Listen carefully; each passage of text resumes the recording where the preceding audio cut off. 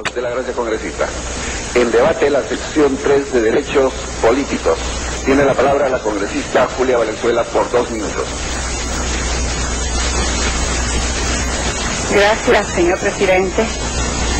Me voy a referir específicamente al artículo 46, acerca del voto de los militares. Señor presidente, de 57 presidentes que han gobernado el Perú, 29 han sido militares. En número y en cantidad de tiempo, más son los años en que el Perú ha sido gobernado por militares, es decir, bajo regímenes autoritarios. Pero también se ha dado el caso de militares elegidos democráticamente. Por lo tanto, históricamente es absolutamente realista, democrático, civilizado y moderno que los peruanos que visten uniforme ejerzan el derecho al sufragio. Más aún, como se ha dicho aquí, en la mayoría de países de América Latina, los militares, que constituyen el promedio del 1% de la población, votan. En consecuencia, es hora de que también los policías y militares peruanos ejerzan igual derecho. A usted la gracia, congresista. Tiene la palabra el congresista Saavedra por 2 minutos.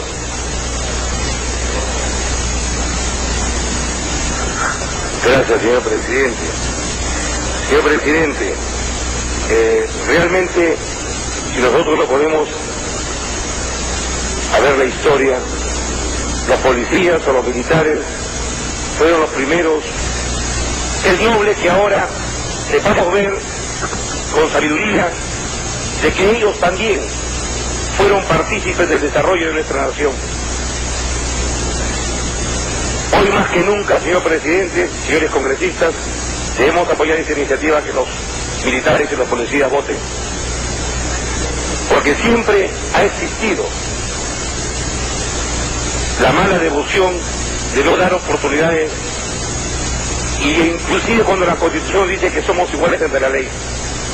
Yo creo de que ahora es oportuno de que ya comencemos a ver a los policías y los militares como verdaderos hombres que también pueden dar luces a gobernantes y que pueden votar y dar su voto a aquellos que ellos crean convenientes. También estoy de acuerdo, señor, de que el voto sea facultativo. Ya tenemos que entrar en la era de no estar manipulando a las personas para llevarlas en carros o utilizando los medios del Estado para que vayan a votar. Ahora va a votar aquella persona que es responsable, aquella persona que tiene que votar por algún ciudadano que realmente ve con luces y con capacidad para poder gobernar. El congresista Dora Núñez por 4 minutos de la bancada del FIN.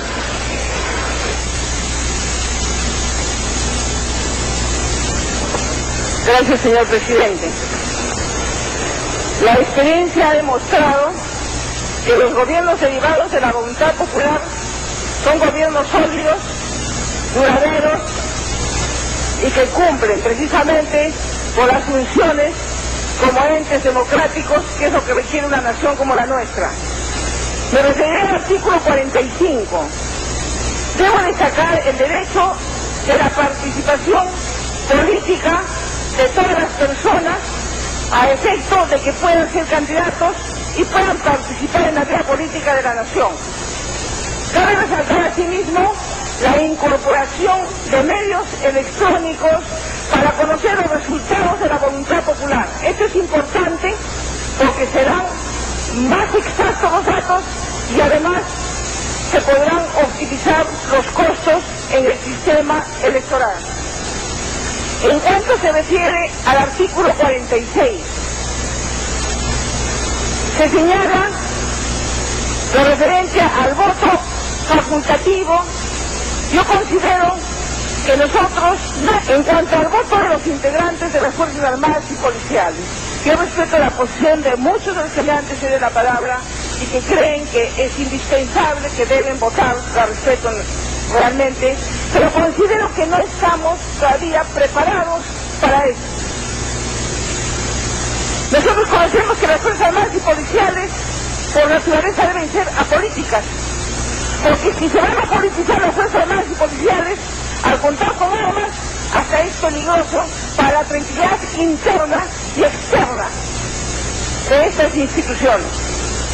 Conocemos que la función de las Fuerzas Armadas finalmente es, pues, asegurar la defensa nacional y buscar estabilidad en las instituciones, buscar la tranquilidad entre los ciudadanos.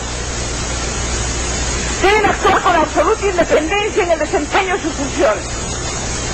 Nosotros conocemos que con independencia de sus funciones y no obedecer a intereses de personas o de grupos sería más saludable a que ellos, si les damos la oportunidad del voto, tengan por seguro que siendo personas que están sujetos a obediencia y disciplina militar, a la disciplina propia de las instituciones castrenses, seguramente si le dicen tienes que votar por mí, pues tiene que votar por la persona que le autorice que vote, y eso a mí no me parece pertinente. De tal manera que debe, considero yo, esto postergarse quizás para otra constitución en donde nuestras instituciones... Tiene un minuto para culminar. Y por favor, estén preparados para poder ejercer la vida política en el país. Bastante debatible de los votos de los militares. Yo sí estoy a favor de que voten militares y policías, porque yo no comparto esa visión esquemática de que el militar es un robot que acata rajatablas, órdenes, cinturas y murmuraciones a la hora de ejercer un derecho cívico ciudadano como es el de votar en una cámara secreta teniendo ante sí solamente su conciencia. Además, agrego simplemente, los países donde los militares no votan son solamente Perú, Colombia y Ecuador. El nuevo presidente de Ecuador en su plan de gobierno incluye el voto de los militares, nos vamos a quedar los dos. Y los demás países, ¿qué sucede? No se ha visto ningún caso de que los militares como robots lobotomizados hayan ido a votar de acuerdo a una consigna. Yo creo que eso es tener una visión sumamente esquemática de militares que estudian, militares que se preparan, militares que sí están preparados para ejercer este derecho ciudadano y a quienes se tiene que integrar a la vida democrática. Ese otro... El presidente de la comisión quiere hacer una precisión. Tiene la palabra, congresista. Quiero aprovechar justamente la última intervención para leer algunos párrafos de un policía famoso, el coronel Benedicto Jiménez, que era parte del GEIN, en un capítulo que dice el policía como sujeto de derechos y obligaciones. Y a través de los años se les dice a los policías, se les recarga multitud de veces que deben considerar a sus prójimos, sacrificarse por ellos, dar la vida e incluso llegar al sacrificio personal y familiar. Deben entregarse en cuerpo y alma por el país, la bandera, la nación, ser una autoridad que cumpla con la alta función social que le ha encomendado el Estado. Luego comenta, ¿por qué no los dejan deliberar? ¿Por qué no pueden votar?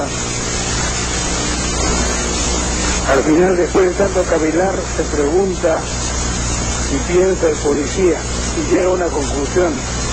El constitucionalista se le ocurrió colocar en una de las tantas constituciones la palabra no deliberante. Después de todo, no fue ningún imbécil y lo hizo de buena fe. Tal vez su verdadera intención era quitarle al policía ese vicio raro de la sociedad, la tragedia tremenda del hombre que consiste en tener conciencia. ¿No somos acaso parte de la sociedad, del pueblo, del país, de la nación? Y sigue hablando de muchos otros elementos, como el principio de dignidad de la persona humana. Yo lo que quiero señalar es que especialmente en la policía esto pesa. Es cierto que lo de deliberante se refiere a los políticos, sea, en los equipos debe haber deliberación técnica, debe haber deliberación sobre cómo se opera. También es cierto que en el momento determinante, si la orden es disparar, se dispara. No va a voltear un soldado a decir, y yo no estoy de acuerdo, porque entre otras cosas le caería la bala a él. Lo que sí quiero decir es que el voto hoy en el mundo lo reconoce prácticamente todo. Es marginal en América Latina el que no concede el voto. Y un caso que me olvidé de decir en mi exposición, saben ustedes, creo que es Brasil, pero como me he revisado todas las constituciones, ya a veces no me acuerdo cuál, también permite participar en elecciones con el siguiente criterio: si tiene menos de 10 años de servicio, pasa al retiro y participa.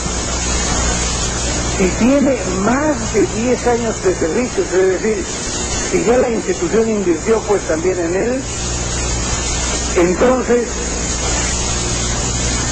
pasa a la disponibilidad de donde se puede regresar a actividad, y si es elegido, recién ahí pasa a retiro, o sea, no arriesga.